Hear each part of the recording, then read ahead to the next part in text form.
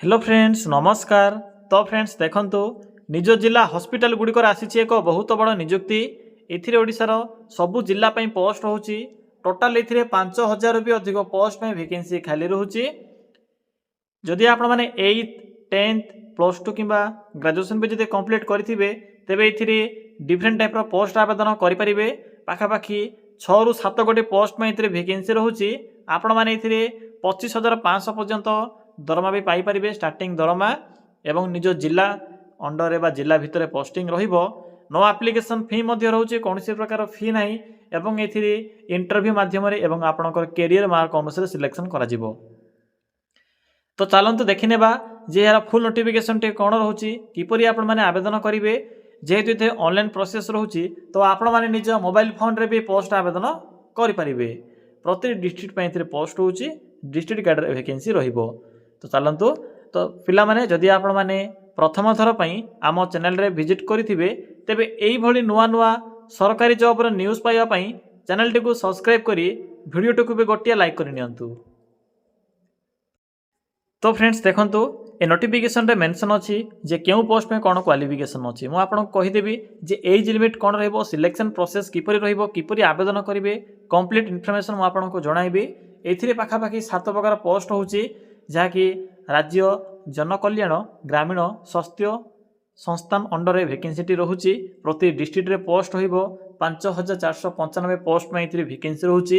यही नियुक्ति प्रक्रिया द्वारा ब्लॉक एवं तहसील अंडर रे थिबा जो आपणकर स्वास्थ्य केन्द्र रे पोस्टिंग पाई परिबे। तो देखंतु कौन सब पोस्ट होचे एथिरे स्वास्थ्य अधिकारी बा रोचे एथिरे स्वास्थ्य कर्मचारी स्वास्थ्य अधिकारी पई रोचे पोस्ट ग्रेजुएशन बा पीजी पास। एथिरे आपणकर 32500 सैलरी स्टार्ट होची जहाँकि स्टार्टिंग सैलरी।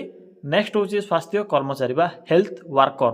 एथिरे रोची ग्रेजुएशन कंप्लीट जदि आपण माने आर्ट्स हो साइंस हो किबा कॉमर्स हो जेकोसी विभाग रे भी ग्रेजुएशन भी जदि कंप्लीट करिथिबे तेबे स्वास्थ्य कर्मचारी पोस्ट में आवेदन करि परिबे। एथि पई 20500 टंका स्टार्टिंग सैलरी रहिबो। जदि आपण माने हेल्थ असिस्टेंट बा स्वास्थ्य सहायक जदि आवेदन करिवे तेबे स्वास्थ्य सहायक पोस्ट पई +2 पास रोचे। +2 टे कंप्लीट करिथिले आवेदन करि परिबे। एथिरे स्टार्टिंग सैलरी रहउची 24300 टंका पर मंथ। नेक्स्ट आसिला computer operator.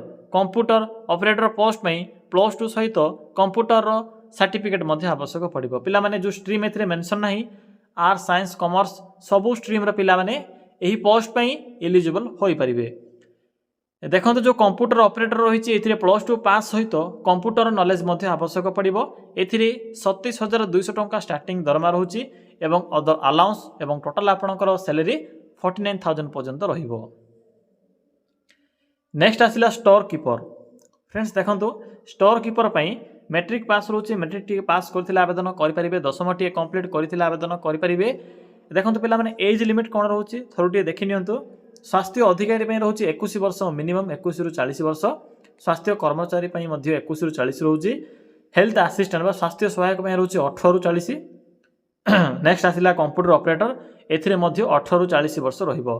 Store keeper post एवं जीएनएम एएनएम ड्राइवर सब पोस्ट में 18 वर्ष होची मिनिमम बयस। जदि आपण को मिनिमम 18 वर्ष हो जाउथिबो तेबे पोस्ट गुडी करे आवेदन करि परिबे।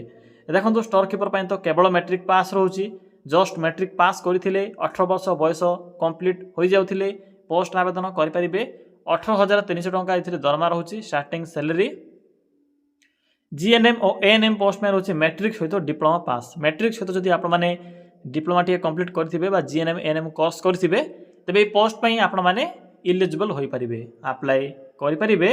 22600 टंका इथिरे दरमा रहिबो। नेक्स्ट आसिला ड्राइवर।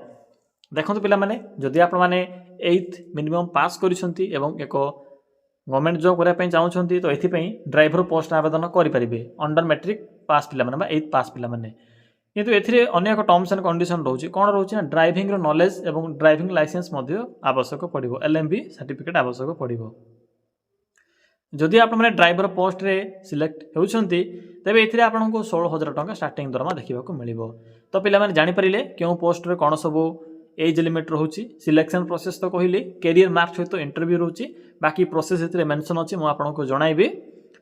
तो 21 वर्ष होची ए दुईटी जाक पोस्ट में जहाँकि पीजी और पोस्ट ग्रेजुएशन पोस्ट में आपणकर 21 वर्ष रोचे बाकी समस्त पोस्ट में 18 वर्ष होची मिनिमम एज लिमिट आपणकर 18 वर्ष हो जाउथिले एही पोस्ट रे आपण माने आवेदन करि परिबे एवं एथिरे ऑनलाइन प्रोसेस रोचे निज मोबाइल फोन रे आवेदन करि परिबे किबा जे कोनसी नेट जन जाय मध्ये आवेदन करि परिबे जहाँकि आपण माने निजर ब्लॉक एवं तहसील अंडर रे थिबा स्वास्थ्य संगठन गुड़िकर आपणकर स्वास्थ्य केन्द्र गुड़िकर पोस्टिंग पाइपर देखो यह हूँ एक सर्व नोटिफिकेशन या छड़ा जो 5000 पोस्ट होची डिस्ट्रिक्ट वाइज पोस्ट होची क्यों जिले में केतोटी पोस्ट हो तार लिंक भी मुझे वीडियो डिस्क्रिप्शन में पिन करी या छड़ा ये जो रही पीडीएफ टी पीडीएफ लिंक भी वीडियो डिस्क्रिप्शन में पिन कर देछि ए तो सर्व नोटिफिकेशन रही अप्लाई डेट शीघ्र स्टार्ट हो तो आपण मैंने जदि यार ए जॉब अधिक किसी इनफॉरमेशन पाइबा चाहते तो वीडियो डिस्क्रिप्शन में मुझे लिंक टी पिन करी तो आपण मैंने साइट रे विजिट कर डाउनलोड करेंगे डेट स्टार्ट होना 2 वीक मध्य डेट स्टार्ट हम